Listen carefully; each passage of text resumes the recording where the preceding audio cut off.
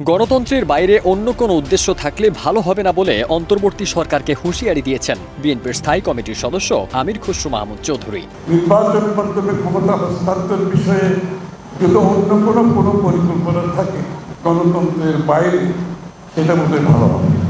25 জানুয়ারি দুপুরে জাতীয় প্রেস ক্লাবে মুক্তিযুদ্ধ ও আধুনিক বাংলাদেশ বিনির্মাণে শহীদ জিয়ার অবদান বিষয়ক আলোচনা সভায় তিনি এ মন্তব্য করেন।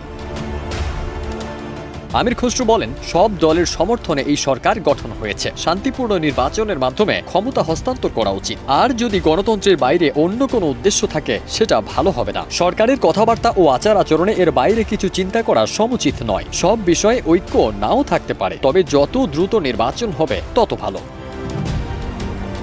তিনি আরো বলেন, বাংলাদেশে সংস্কারের নায়ক প্রয়াত রাষ্ট্রপতি জিয়াউর রহমান। দেশের ক্রান্তিকালে জাতীয়তাবাদের সত্তা দিয়েছেন তিনি। জর্জ ওয়াশিংটনের সঙ্গে তার তুলনা হয়। বিএনপি কখনো জিয়াউর রহমানকে মহামানব বানায়নি। যারা জিয়াবাদ আবিষ্কার করতে চায় তাদের উদ্দেশ্য ভালো না। রাজনীতিবিদরা ইতিহাসবিদ হয়ে গেলে সমস্যা হয় বলেও তিনি উল্লেখ করেন। ফারদিন সানি, দেশ রূপান্তর।